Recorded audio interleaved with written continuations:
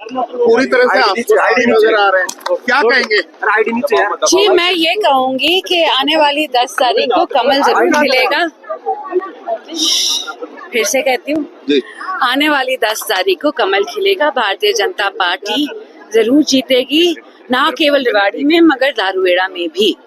2 दिन रह गए मतदान में। कांग्रेस जहां निकाय चुनाव के चुनाव हो रहे हैं, वोट चोरी का आरोप लगा रही है। किस तरह देख रहे हैं मैं आप? ऐसे देखती हूँ कि हारने से पहले ही बहाने इनके शुरू हो जाते हैं। जी, अब जब भी वो हारने के कगार पे होते हैं तो बोलने लगते हैं वोट चोरी। अरे वोट ही नहीं दिया अभी तक तो पॉइंट ये है कि जो जन से लाभ हमारे कार्यक्रमों में आ रहा है, जो उत्साह और जोश हमें दिख रहा है, तो मुझे तो लगता है कि एक तरफा ही सभी भारतीय जनता पार्टी की तरफ वोट देना चाह रहे हैं। सद्भाव यात्रा कांग्रेस की आ रही है। कल राहुल गांधी भी गुड़गांव में आ रहे हैं।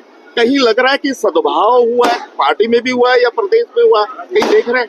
नहीं जी, अभी बंगाल से भारतीय जनता पार्टी को इतनी अच्छी जीत मिली और असम में मिली है, पुदुचेरी में मिली, और मैं सोचती हूँ कि ये कोई सद्भाव नहीं है, मगर ये बनाने की कोशिश की जा रही है, क्योंकि लोगों पर से कांग्रेस का जो भी विश्वास था वो पूरी तरह उठ गया है। तो वो सद्भाव हो सकता है उनके लिए, वो उनका खुद का करना है।